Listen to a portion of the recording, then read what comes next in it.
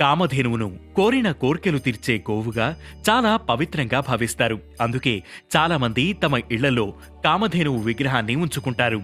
దీనివల్ల ఆ ఇంటికి చాలా మంచిదని, కోరిన కోర్కెలు తీరుతాయని నమ్ముతారు.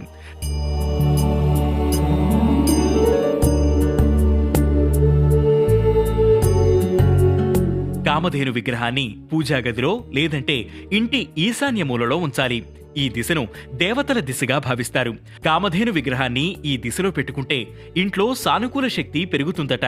దీని కారణంగా ఆనందం, శాంతి వాతావరణం కొనసాగుతుంది. కానీ కామధేను విగ్రహాన్ని పొరపాటును కూడా దక్షిణ దిశలో ఉంచకూడదు. ఆఫీసులలో లేదా వ్యాపార స్థలాలలో కామధేను విగ్రహాన్ని పెట్టాలనుకుంటే ఉత్తరం లేదా తూర్పు దిశగా పెట్టుకోవడం మంచిది. విగ్రహం మీద దుమ్ము పేరుకుపోనివ్వకూడదు. అది మురికిగా మారనివ్వకూడదు.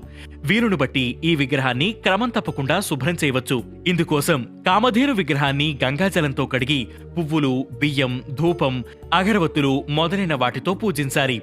ఈ నియమాలన్నిటినీ పాటించి కామధేనువును పూజిస్తే చాలా మంచి ఫలితం ఉంటుంది.